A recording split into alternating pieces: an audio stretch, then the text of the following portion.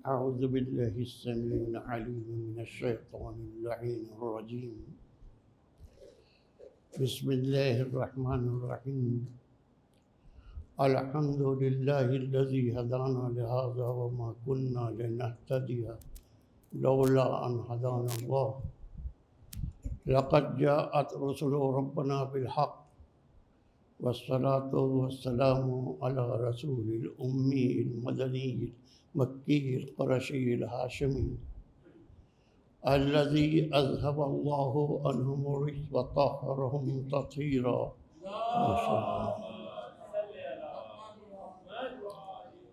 والصلاة والسلام على أشرف الأنبياء والمرسلين خاتم النبيين رحمة للعالمين شفيع المسلمين مولانا أبي القاسم محمد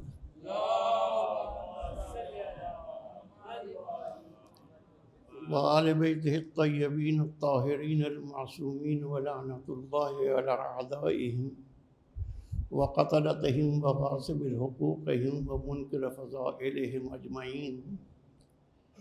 أما بعد فقد قال الله سبحانه تبارك وتعالى في القرآن الحكيم. بسم الله الرحمن الرحيم. إن الدين عند الله الإسلام.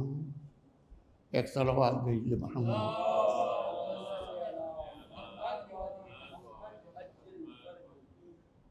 عزیزان گرامی،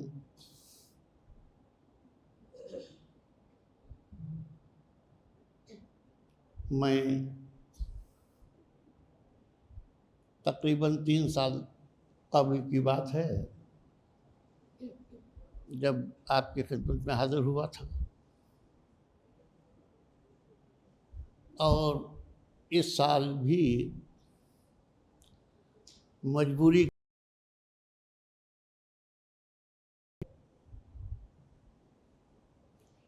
چونکہ ایک خادم کی حیثیت سے مجھے اس کی تو پرواہ رہتی نہیں ہے کہ کتنے افراد ہیں. یہ ضرور ہے کہ چاہتا ہوں جو بھی سامنے ہو وہ مومن ہو.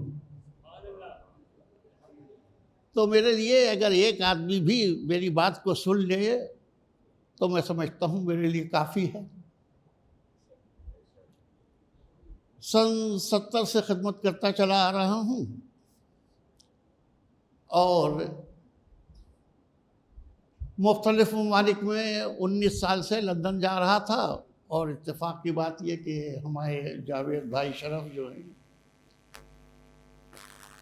یا شوکت بھائی جیسے اور افراد کچھ ہیں گنتی کے جو بلا وجہ حقیقت سے محبت کرتے ہیں، اور جب یہ سن لیتے ہیں کہ لندن میں نہیں جا رہا ہوں کسی مجبوری کی وجہ سے تو وہ کہتے ہیں تم فوراً بمبئی آ جاؤ. چنانچہ اس سال بھی یہی ہوا کہ مجھے سلپ ڈسک کی شکایت ہو گئی اور ڈاکٹرز نے کہہ دیا کہ آپ اتنی لمبی جرنی نہیں کریں گے. تو حاضر ہو گیا. اور اتفاق کی بات یہ کہ آپ دیکھیے کہ مجلس کا وقت اس وقت رکھا گیا جب نماز صبح کا وقت، یعنی اگر آپ اجازت دیں تو میں آپ کے ذہنوں کو اس طرف متوجہ کر دوں کہ جب اللہ اکبر کی صدا آئی تو مومنین نے یہ چاہا کہ دنیا کو یہ بتائیں کہ اللہ اکبر کی صدا لانے والا کون ہے، اللہ اکبر کی صدا کو باقی رکھنے والا کون ہے. دیکھیے عجیب اور غریب بات میں کہہ رہا ہوں. قرآن مجید اللہ کی کلام ہے، کعبہ اللہ کا گھر ہے، دین اسلام اللہ کا پسندیدہ دین ہے. اس کے بعد بات آگے بڑھے گی تو پوچھا جائے گا نماز، روزہ، حج، یہ تمام چیزیں ہمارے سامنے آتی ہیں. اور عزیزان گرامی، میں نہایت ہی ادب کے ساتھ آپ کی خدمت میں عرض کر رہا ہوں کہ آج کی گفتگو میری صرف تمہیدی گفتگو ہوگی. اگر آپ تھوڑا سا توجہ فرمائیں گے تو شاید کچھ آپ کی خدمت میں عرض کر سکوں. آج بھی میں رات بھر جاگا ہوا ہوں، یعنی گویا شب بیداری کی ابتدا میں نے کر دی ہے، کیونکہ فلائٹ میری لیٹ ہوئی اور نتیجہ یہ ہوا کہ 3:30 بجے میں یہاں آیا، تو 3:30 بجے آنے کے بعد اب پھر سونے کا سوال ہی نہیں تھا۔ تو عزیزان گرامی، آج پہلی محرم، تو پہلی محرم کا مطلب یہ ہو گیا کہ مومنین عزادار ماتمدار منتظر تھے کہ چاند نکلے تو ہم صف عزا بچھائیں، فاطمہ کو ان کے لال کا پرسہ دیں، رسول اسلام کی خدمت میں پرسہ پیش کریں، علی ابن ابی طالب کی خدمت میں پرسہ پیش کریں، امام حسن کی خدمت میں پرسہ پیش کریں، اور یہ کہیں کہ مولا امکان بھر ہم سے کوئی غلطی نہیں کرتے ہیں، لیکن اگر کوئی غلطی ہو جائے تو معاف کر۔ صف عذاب بچ چکی ہے، ماتمدار ماتم کرنے پر تیار، پرسہ دینے والے پرسہ دینے پر تیار ہیں۔ میں نے آپ کی خدمت میں اسی لیے بہت ہی مشہور و معروف آیت، یعنی یہ وہ آیت ہے کہ جس کے بارے میں اگر کہا جائے تو مسلمان آیت سے واقف نہیں ہے، لیکن مفہوم آیت سے واقف ہے۔ آپ غور فرمائیں میں کیا کہہ رہا ہوں، یعنی آیت سے واقف نہیں ہے، مفہوم آیت سے واقف ہے کہ اللہ کو دین اسلام پسند ہے۔ اچھا، تو یہاں پر میرا ایک سیدھا سوال ہے، صاحبان نظر ہیں، آپ مجھے یہ بتائیے کہ دنیا کے جتنے بھی مسلمان ہیں، چاہے جاہل ہوں یا عالم ہوں یا پڑھے لکھے ہوں یا کسی بھی صنف کے ہوں، ہر آدمی بہت آسانی کے ساتھ، دیکھیے بہت سی چیزیں ایسی ہوتی ہیں کہ جن کے اوپر ہم غور ہی نہیں کرتے۔ آپ غور کیجئے جو میں بات کر رہا ہوں۔ اب یہی ہے، اللہ کو دین اسلام پسند ہے۔ میں آپ سے پوچھنا چاہتا ہوں، بتائیے کیا بمبئی میں اللہ نے آ کے یہ کہا کہ مجھے دین اسلام پسند ہے؟ بمبئی میں نہ کہا ہو، لکھنؤ میں کہہ دیا ہو، اچھا انڈیا میں نہ کہا ہو، عرب میں کہہ دیا ہو، ایران میں کہہ دیا ہو، پاکستان میں کہہ دیا ہو، کہیں پر اللہ نے کہا ہے کہ مجھے دین اسلام پسند ہے؟ جب اللہ نے نہیں کہا تو آپ کیسے کہہ رہے ہیں کہ اللہ کو دین پسند ہے؟ دیکھیے آپ غور کر رہے ہیں میری بات پر۔ ہم سب اپنے کو مسلمان کہتے ہیں، کیوں کہتے ہیں؟ اس لیے کہ اللہ کو دین پسند ہے۔ اب اللہ نے آ کے آپ سے یہ کہا کہ مجھے دین پسند ہے، تو جب اللہ نے نہیں کہا تو آپ کیوں کہتے ہیں؟ جب ہم نے اس بحث کو چھیڑنا شروع کیا، بہت مختصر لفظوں میں آج آپ کی خدمت میں عرض کر رہا ہوں، تو جب ہم نے اس بحث کو چھیڑنا شروع کیا تو مسلمان اٹھا، اس نے کہا نہیں تم جانتے نہیں ہو۔ ہم نے کیسے کہہ دیا کہ اللہ کو دین اسلام پسند ہے؟ وہ وجہ یہ ہے کہ عرب کی سرزمین پر ایک انسان اٹھا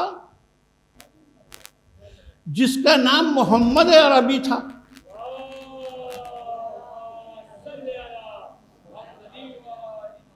اور اس نے اٹھ کر ایک مرتبہ کہا کہ دیکھو اللہ ایک ہے، قولوا لا الہ الا اللہ، کہو کہ خدا ایک ہے، وَأَنَا مُحَمَّدٌ رسول اللہ،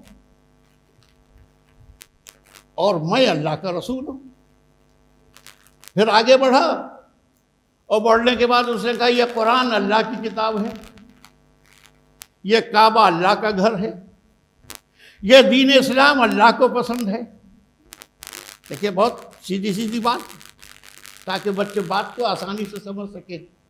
یعنی عرب کی سرزمین پر ایک انسان پیدا ہوا جس نے یہ کہا کہ اللہ ایک ہے، جس نے کہا کہ قرآن اللہ کی کتاب ہے، جس نے کہا کعبہ اللہ کا گھر ہے، جس نے کہا کہ دین اسلام اللہ کو پسند ہے۔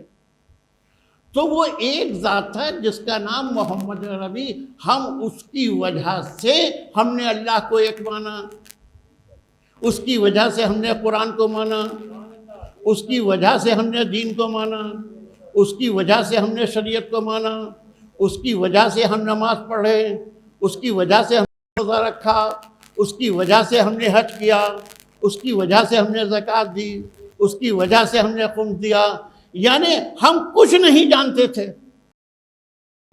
مگر ہم نے اس ایک ذات پر بھروسہ کر کے ان چیزوں کو اختیار کر کے ہم نے بتایا کہ چونکہ ہم لگے لہذا ہم ان سب چیزوں کو ماننے لگے۔ میرا ایک سوال یہاں پر یہ ہے کہ آپ مجھے یہ بتائیے کہ جب محمد نے اعلان اللہ کہا تھا، یا یہ کہا کہ قرآن اللہ کی کتاب ہے، یا یہ کہا کعبہ اللہ کا گھر ہے، یہ کہا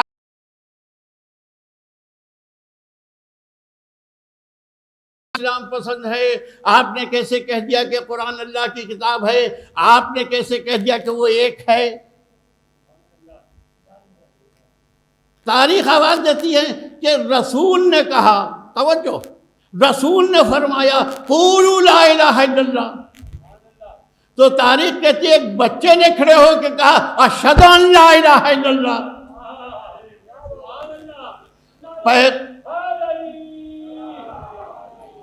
پیغمبر نے کہا انا محمد رسول اللہ، تو اس بچے نے کہا اشہد ان محمد رسول اللہ۔ لیکن اس کے بعد بھی آج مسلمان لا الہ الا اللہ محمد رسول اللہ تو کہتا ہے، لیکن علی ولی اللہ کہنے سے گھبراتا ہے۔ میں کہنا چاہتا ہوں کہ یاد رکھو، تم نے اللہ سے لے کے قرآن اور کتاب اور کعبہ سب کو مانا محمد کی وجہ سے، اور محمد کو رسول مانا علی کی وجہ سے۔ ایک صلوات دے دے محمد والے۔ بھائی اگر علی کھڑے ہو کے یہ نہ کہتے کہ میں گواہی دیتا ہوں کہ آپ اللہ کے رسول ہیں، تو رسول تسلیم نہ کیے جاتے۔ تو اس کا مطلب یہ ہوا کہ ان سب چیزوں کا کریڈٹ جو ہے، آپ کی زبان میں کہہ رہا ہوں، ان سب چیزوں کا کریڈٹ جو ہے وہ ذات محمد کو ملتا ہے، لیکن محمد رسول اللہ کا کریڈٹ علی ولی اللہ کو ملتا ہے۔ صلوات بھیجئے محمد والے۔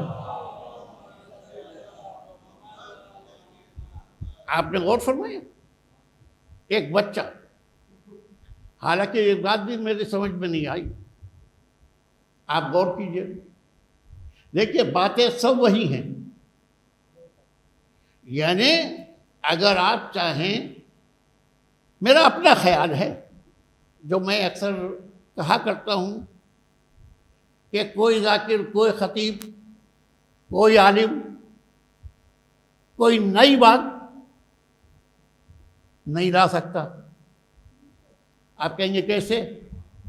بھائی یا تو نیا دین بنائے تب نئی بات لائے۔ وہی شریعت ہے، وہی قانون ہے، وہی امام ہے، وہی رسول ہے، وہی قرآن ہے، وہی کعبہ ہے۔ صرف انداز گفتگو جو ہوتی ہے وہ بات میں نزول پیدا کر دیتی ہے۔ یعنی کوئی سخت لفظوں میں گفتگو کرتا ہے تو وہ بچوں کی سمجھ میں نہیں آتا ہے، اور اگر آسان گفتگو میں گفتگو کی جائے تو بچے آسانی کو سمجھ لیتے ہیں۔ تو اب میں آپ کی توجہ اس طرف کر کہ رسول نے جس وقت اعلان نبوت کیا ہے تو ان کی عمر کیا تھی؟ 40 سال۔ 40 سال کی عمر میں حضور نے اعلان نبوت کیا۔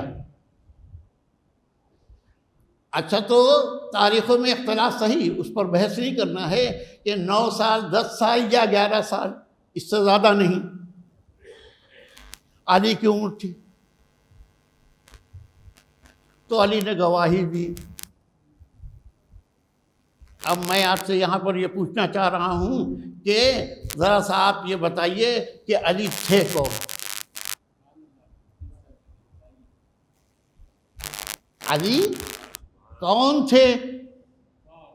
ان کے باپ کا نام کیا تھا؟ کیا بتائیں گے؟ حضرت علی کے والد کا نام ابو طالب علیہ السلام۔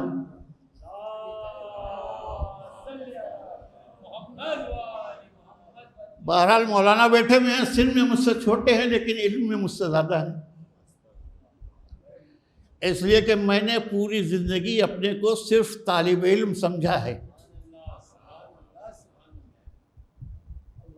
جیسا کہ ابھی آپ نے سنا بھی تھا کہ صدر پسند اللہ بورڈ، یہ تو آپ لوگوں کی زبردستی تھی جو امامے کے بجائے ایک تاج رکھ دیا، ورنہ میں نے پوری زندگی خدمت کی، جیسا کہ میں نے عرض کیا نہیں کہ 70 سے خدمت کر رہا ہوں، لیکن عالم ہونا بہت بڑی بات ہے۔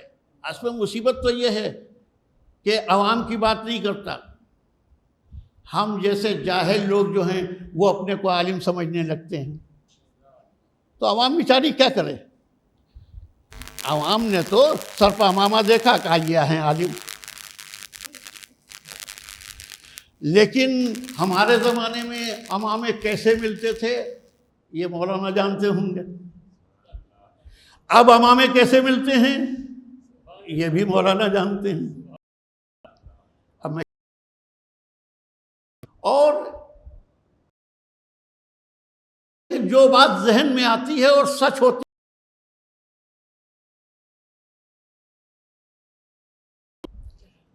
یہاں تو خیر ماشاءاللہ بہت مومنین ہیں اور سبھی جاننے والے ہیں۔ میں نے لندن اور امریکہ میں یہ کہا ہے کہ اگر میری بات آپ کو پسند نہ ہو تو کل کے بجائے آج کا ٹکٹ دے دیجئے، واپس چلا جاؤں۔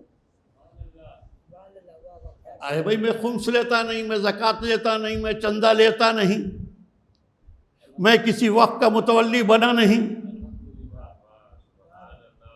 اب اس سے زیادہ اور آپ کیا چاہتے ہیں؟ آج کل کا تو زمانہ کیا ہے میں کیا بتاؤں، یہاں کی بات نہیں کرتا، یو پی میں میرا کیا حال چال ہے سب جانتے ہیں۔ میں نے پسند اللہ بورڈ کے خطبہ صدارت میں یہ تحریری شکل میں دیا ہے، آپ غور فرمائیے، زبانی کہنا آسان ہوتا ہے لیکن تحریر میں یہ دینا کہ میں نے پوری زندگی میں خمس نہیں لی کام ہے۔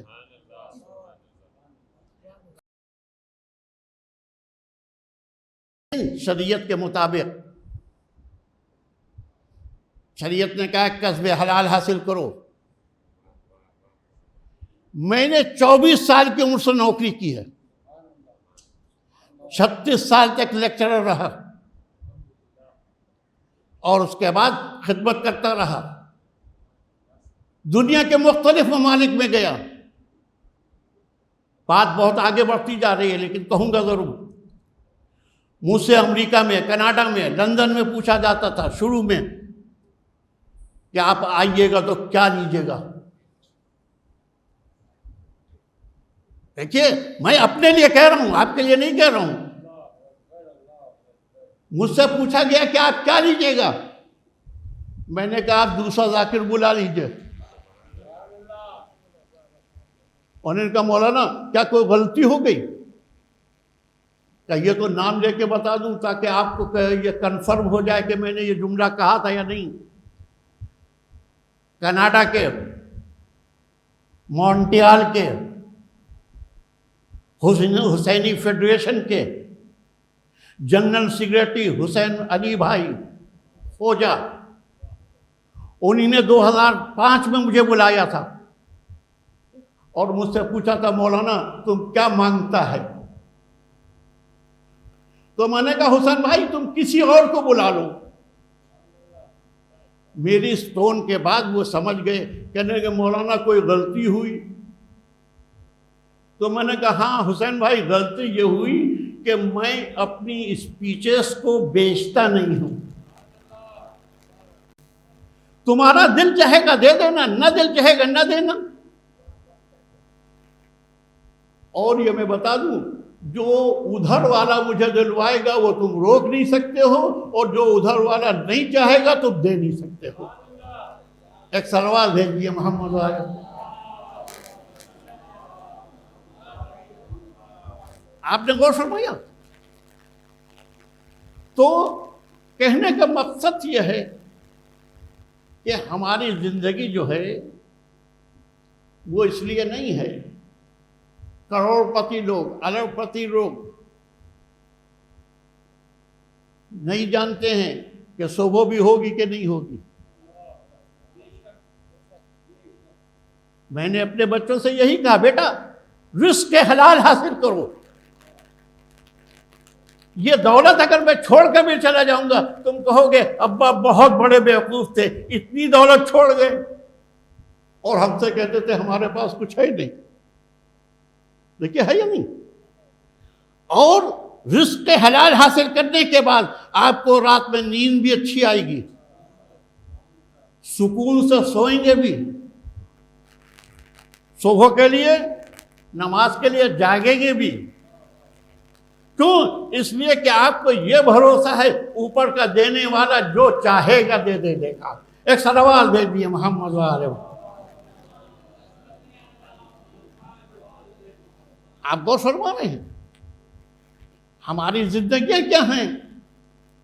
ایک بلبلے کے مانند ہے۔ کب یہ بلبلا بجھ جائے نہیں پتا، جب تک بلبلا ہے دیکھنے میں بڑا اچھا معلوم ہو رہا ہے۔ تو ان مجالس کا کچھ مقصد ہے۔ دیکھیے بات میں تھوڑی دور لے کے چلا گیا تھا، لیکن بچوں کو، نوجوانوں کو کچھ سمجھانا بھی ضروری تھا کہ ہر مولوی کو ایک لائن میں نہ دیکھو۔ دیکھیے میں کسی کا احترام میں کمی کی بات نہیں کر رہا ہوں، میرا کہنا یہ ہے کہ جو صاحبان علم ہیں وہ ہمارے سر کے تاج ہیں، لیکن جو بناوٹی ہیں ان سے میں اکثر یہ گزارش کیا کرتا ہوں کہ آپ تو اپنی زندگی کسی صورت سے گزار لیں گے، خدا را دوسرے اماموں کو بچائیے۔ دیکھیں میں نے آپ کی خدمت میں ایک مثال پیش کر دی اور ریفرنس بھی دے دیا، کیونکہ آپ ماشاءاللہ خواجہ جماعت کے لوگ ہیں، پوری دنیا میں رابطہ ہے آپ کا ایک دوسرے سے، مجھے معلوم ہے، اور میں بھی 30-40 سال سے آپ لوگوں سے اٹیچ ہوں۔ بھائی امریکہ، کینیڈا، لندن میں تو 2005 سے جا رہا ہوں، تو میں آپ کی ذہنیت سے واقف ہوں۔ یہ اللہ کا شکر ہے کہ آپ دین اور دنیا دونوں میں کامیاب ہیں۔ اور وہ کیوں ہم کامیاب ہیں، یعنی اس کی وجہ بھی بتا دوں کہ آپ احکام شرعیہ پر عمل کرتے ہیں۔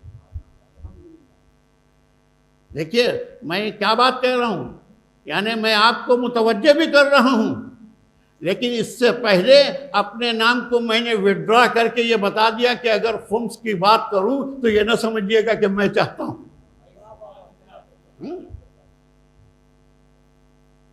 آپ غور فرما رہے ہیں؟ آپ کیا پابند شریعت ہیں آپ، اور جس کے نتیجے میں اللہ آپ کو برکت دیتا ہے۔ آپ نے میری بات پر غور کیا؟ اور اگر کوئی ایسا عمل نہیں کرتا ہے تو عمل کر کے دیکھ لے کہ اس کے کیا برکت ہوتی ہے کہ نہیں۔ دیکھیے اللہ نے ایک دوسرے کا ذریعہ بنایا ہے، جیسے نبیوں میں کہا گیا کہ فضلنا بعضهم علی بعض، ہم نے بعض کو بعض کو فضیلت دی۔ اب دنیا یہ پوچھتی ہے کیوں؟ تو میں نے کہا جس نے دی ہے اس سے پوچھو۔ ارے بھائی جیسے آپ سنتے رہتے ہیں، کوئی نئی بات نہیں ہے کہ جناب ابراہیم کے بڑے امتحان لیے گئے، اور اس کے بعد جا کے کہا گیا کہ یا ابراہیم انی جاعلک للناس اماما، یعنی نبوت پہلے دی گئی، امامت بعد میں۔ اب ایسا کیوں ہوا؟ یہ اللہ سے پوچھئے، بھائی دینے والے سے پوچھئے، وہ آپ کو بتائے گا کہ امامت میں کوئی بات ضرور ہے۔ اور عزیزوں، میں زیادہ وقت نہیں لوں گا آپ کا، کیونکہ آج پہلا دن ہے اور بہت سے لوگوں کو علم بھی نہیں ہے، اور اس وقت بھی شاید میں حاضر بھی نہیں ہو پاتا۔ مجھ سے یہ کہا گیا تھا کہ 5:30 بجے ہم آ کے تمہیں بلا لیں گے۔ میں نے جیسے کہا نہیں کہ میں شب بیداری کے حساب سے رات بھر جاگا تھا، میں وضو کر کے بیٹھ گیا کہ بھائی آتے ہوں گے۔ اب جب 6 میں 5 رہے تب مجھ سے کہا گیا چلو، بہرحال دیکھیے حاضر ہو گیا۔ یعنی ہمارا کام ہم جیسوں کا کام کہیے کہ غصے اور ایٹھن والا نہیں ہوتا۔ کیا آپ نے 5:30 بجے کہا تھا، آپ 6 بجے کیوں آئے؟ ارے یہی آپ نے ہم پر مہربانی کی کہ ہمیں بلا ہی لیا ہے۔ نہ بلاتے تو اتنی باتیں جو میں کہنا چاہتا تھا وہ نہ کہہ پاتا۔ دیکھیے بس بات فرق نہیں ہے کہ ہم یہ چاہتے ہیں کہ مومنین جو ہیں ان کا معیار زندگی اتنا بلند ہونا چاہیے کہ دنیا انہیں دیکھ کر کہے کہ یہ مومن ہے۔ ہم لوگ دعوے بہت کرتے ہیں، ہم ایسے ہیں، ہم ویسے ہیں، ہم یہ کر رہے ہیں، ہم یہ کر رہے ہیں۔ ہم میں کیا سکت ہے؟ اب آپ دیکھیے، میں پھر مثال دے رہا ہوں تاکہ آپ کو اندازہ ہو جائے۔ اور میری عادت ہے کہ ہمیشہ میں اپنے ہی اوپر بات کہہ دیتا ہوں، اس لیے کہ اگر کسی کو مخاطب بناؤں گا تو پتہ نہیں اس کا مزاج کیسا ہے، اس کو پسند آئے یا نہ آئے۔ ایک زمانہ تھا کہ جب میں 18 گھنٹے کام کیا کرتا تھا۔ آج 10 سال سے میری پوزیشن یہ ہو گئی ہے کہ جب تک ویل چیئر نہ ملے میں جرنی نہیں کرتا۔ کیوں؟ اس لیے کہ اب اللہ کی مرضی، رضاً بے قضائہ۔ آپ غور فرما رہے ہیں؟ اس مطلب کیا ہوا کہ انسان کو یہ سوچنا چاہیے، انسان کو یہ سمجھنا چاہیے کہ پتہ نہیں ہم سے کون سی غلطی ہوئی۔ امامہ ابا معیار عصمت نہیں ہے کہ آپ یہ سوچئے کہ امامہ ابا پہن لیا تو بس معصوم ہو گئے۔ نہیں، ہم بھی آپ ہی جیسے ہیں، بس ہم میں آپ میں صرف اتنا فرق ہے کہ ہم اخلاقیات کے ساتھ میں وہ باتیں جس کی شریعت نے اجازت بھی دی ہے وہ نہیں کر پاتے اپنے اخلاق کی وجہ سے۔ مثال دے دوں تاکہ بات آسانی سے آپ کی سمجھ میں آ جائے۔ مثلا شریعت نے آپ کو منع نہیں کیا ہے کہ آپ ہوٹل میں جا کے چائے پی لیں۔ مومنین جا کے چائے پی لیں گے، میں یہاں کی بات نہیں کہہ سکتا۔ یہاں بھی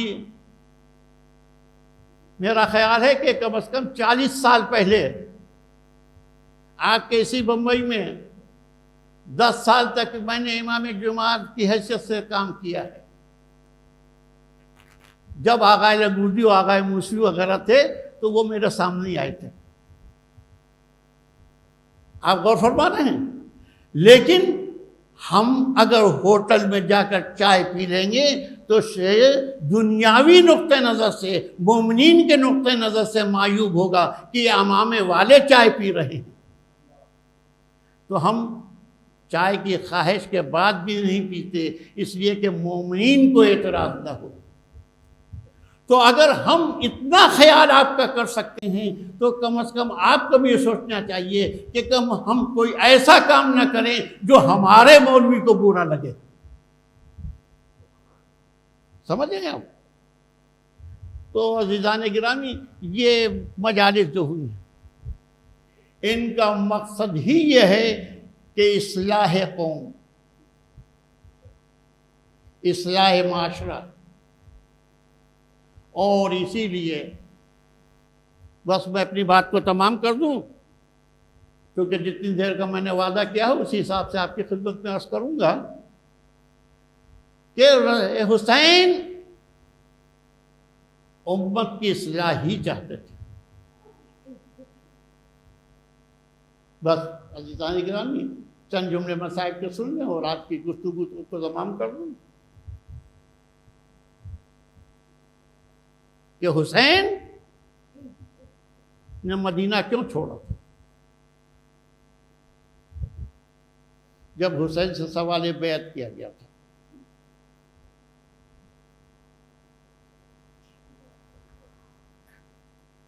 جب سوال بیعت کیا گیا تھا اور حسین نے انکار بیعت کیا۔ بیعت کیا ہے؟ کسی کے سامنے اپنے کو پیش کر دینا، ختم کر دینا، فنا کر دینا، یعنی بس جو آپ کہیے گا وہی ہم کریں گے، اسی کا نام بیعت ہے۔ تو حسین نے کہا ہم بیعت لیتے ہیں، بیعت دیتے نہیں، اس لیے کہ ہمارے سینے میں علی کا دل ہے۔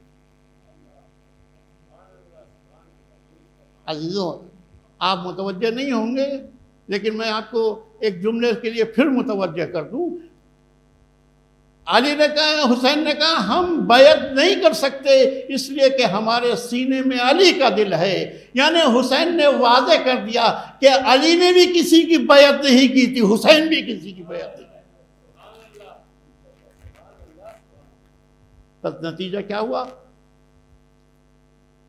ولید کو مخاطب کر کے مروان کہنے لگا، ہے وہ ولید، اگر حسین اس وقت چلے گئے تو پھر خاک قدم حسین بھی تمہیں نہیں ملے گا۔ بس یہ سن کر حسین نے ایک مرتبہ فرمایا، ولید تیری کیا مجال، یا مروان تیری کیا مجال کہ تو حسین کو قتل کرے۔ عزاداروں، بس یہ آواز قمر بنی ہاشم ابو الفضل عباس کو پہنچ گئی۔ آگے آگے ابو الفضل عباس، پیچھے پیچھے جوانان بنی ہاشم آئے، حسین کو اپنے حلقے میں لیا، لے کر حسین کو چلے گئے۔ میں کہوں گا یہ جوانان بنی ہاشم، آج حسین نے صرف آواز بلند کی تھی تو تم آ گئے اور حسین کو لے کر چلے گئے۔ اے جوانان بنی ہاشم، اس وقت تمہارا کیا عالم ہوا ہوگا جب دربار یزید میں زینب سربراہنہ گئی ہوں گی، بال سر کے کھلے ہوئے، منہ تماچے مارتی ہوئی واہ لیا واہ محمدہ کی صدا بلند کرتی ہوں۔ اجرکم اللہ۔ عزادار حسین واپس آئے، ایک مرتبہ آواز دی، عباس سامان سفر تیار کرو۔ بس چند جملے آزادار، سامان سفر تیار ہونے لگا۔ جناب ام سلمہ کے پاس حسین ابن علی تشریف لے گئے۔ نانی، مدینے میں مجھے رہنے نہیں دیا جاتا، نانا کی قبر پر میں نہیں رہ سکتا۔ یہ سننا تھا کہ جناب ام سلمہ نے فرمایا، اے میرے لال یہ بتاؤ تمہارا ارادہ کدھر کا ہے؟ کہا کیوں نہیں جانتا؟ نہیں، میں پوچھ اس لیے رہی ہوں کہ میں نے تمہارے نانا سے سنا تھا کہ میرا حسین کربلا کی سرزمین پر 3 دن کا بھوکا پیاسا شہید کیا جائے گا۔ بس یہ سننا تھا کہ حسین نے فرمایا نانی جان کیا آپ کو یہ معلوم ہے کہ حسین کو یہ پتہ نہیں؟ نانی جان مجھے سب کچھ معلوم ہے، مجھے یہ بھی معلوم ہے کہ عباس کے شانے کہاں قلم ہوں گے، مجھے یہ بھی معلوم ہے کہ علی اکبر سینے پر برچھی کہاں کھائیں گے، مجھے یہ بھی معلوم ہے کہ قاسم کا لاشا کہاں پامال ہوگا۔ بس یہ سننا تھا کہ ایک مرتبہ جناب ام سلمہ نے فرمایا اے میرے لال میں اس زمین کی مشتاق ہوں۔ حسین ابن علی نے اشارہ کیا کہ تمام زمینیں پست ہوئی، کربلا کی سرزمین بلند ہوئی۔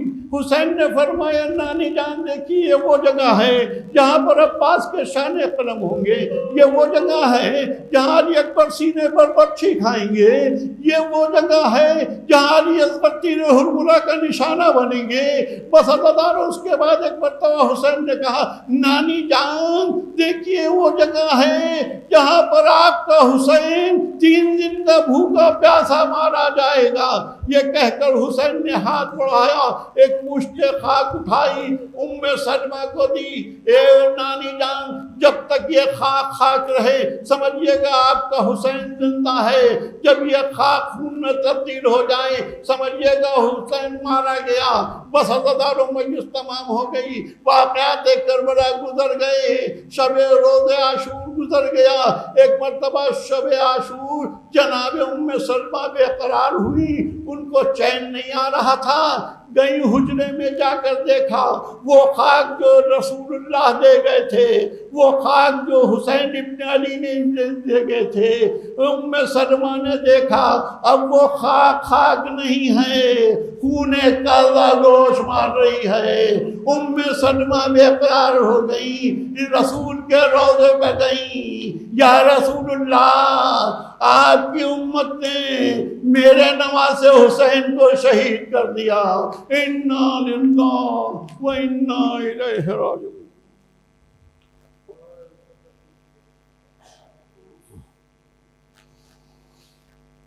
اللہم اغفر للمؤمنین والمؤمنات والمسلمین والمسلمات الاحیاء منهم والاموات، تابع بیننا وبینہم بالخیرات انک مجیب الدعوات انک علی کل شیء قدیر۔